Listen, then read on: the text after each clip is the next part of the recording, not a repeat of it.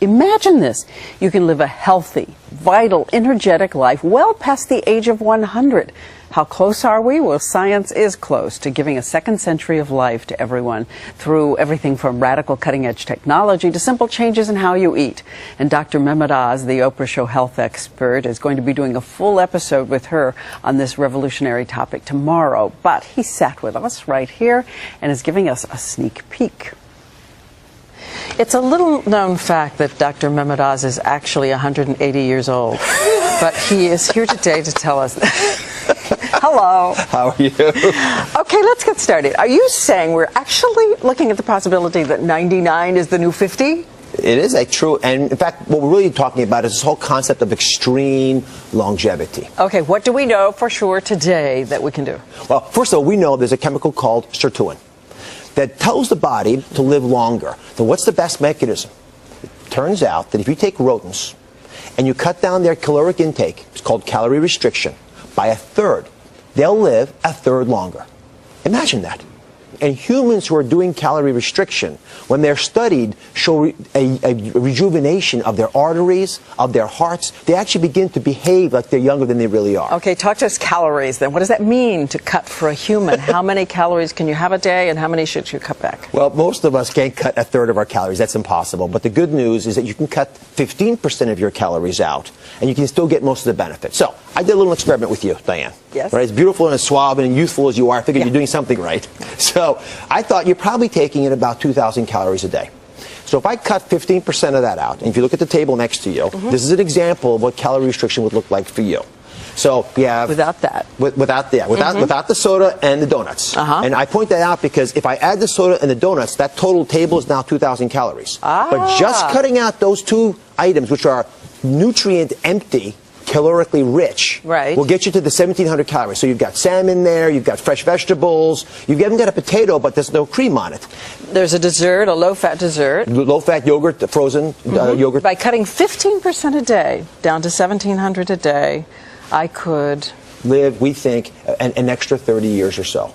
But that same chemical sirtuin can be turned on with other mechanisms. And one of them is one you're going to want to hear about. A lot of folks know that red wine has been purported to be good for you. Well, it turns out that red wine is red because of a chemical in it called resveratrol.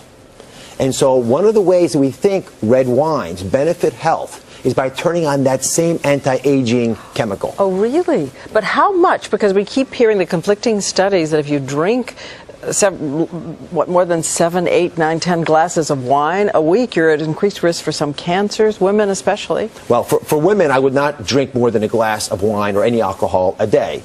And for men, you can get a little bit more than that. Pills of resveratrol make more sense. But again, I want to warn everybody that we don't have a ton of information about this. In humans, we're not going to for another few decades. But taking proactive steps today could give us that extra longevity. Okay, in the near future, big breakthroughs in living longer. So the big deal for me is to move even beyond things you can do for yourself and talk about what technology can offer to us. I want you to come over. I got a little secret for you. All right.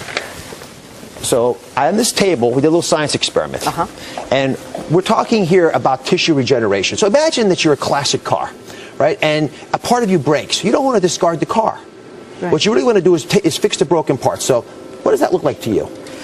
It looks like an ear. It looks like a styrofoam ear. You can hold it. It won't bite you. Does it feel sort of solid? Yeah, very solid. Right. So this is actually a mold for a human ear. So if you're a GI injured in war, or you had frostbite and lost your nose, we could actually make re-engineer cells. So we take your blood, add it to the mold, and your cells will begin to repopulate this and make you a new ear. This is being done now. Being done today. It's actually been implanting for bladders. There's lots of different organs we can begin to replace. But this is the first generation. What I'm about to show you now will really blow your mind.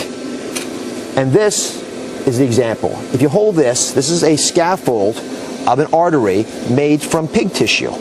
Right? Now, if I take that, you can see through it. You can use it as a straw. So if I take that and I add a little bit of your cells to it, your blood, and then I put it into a pump so it actually is feeling the pressure that an artery would feel, I can make you a new artery. You see pulse in there? No kidding. And look at this. This is the same technique done with a valve. And if you look from up top here, take a look from up top, you can see the valve open and close. Oh, yes. So take this one generation further. I can now begin to take an organ, take the cells of the animal out of it, put your cells into it, and I can grow you a heart. It's been done. I can grow you a liver, a pancreas, a spleen, a lung, anything. And this technology for recreating organs for us is going to give us that booster rocket into the second century of life. So if calorie restriction and new insights about how chemicals like resveratrol could turn on systems for anti-aging in your body fail, and something breaks, you can replace it. Replacement parts when your warranty is getting a little old. And how soon, realistically, before you think a pancreas or something complicated like a liver could be ready for replacement, your own cells? Single-digit years. And that's the big breakthrough. It is increasing so rapidly. When I went down to the Wake Forest Regeneration Lab, which is where all this material came from, it absolutely blew my mind. And the other person's mind that blew actually is Oprah's. Yeah, that's a pig heart that with all the cells taken out of it. Exactly. Yes. So you would take that pig heart and inject some of your own cells. Take my blood, spin it down, put the cells into this, baste it in that chamber that we showed in the video, and it will slowly grow your own organ back. That is incredible. Don't y'all think that's incredible?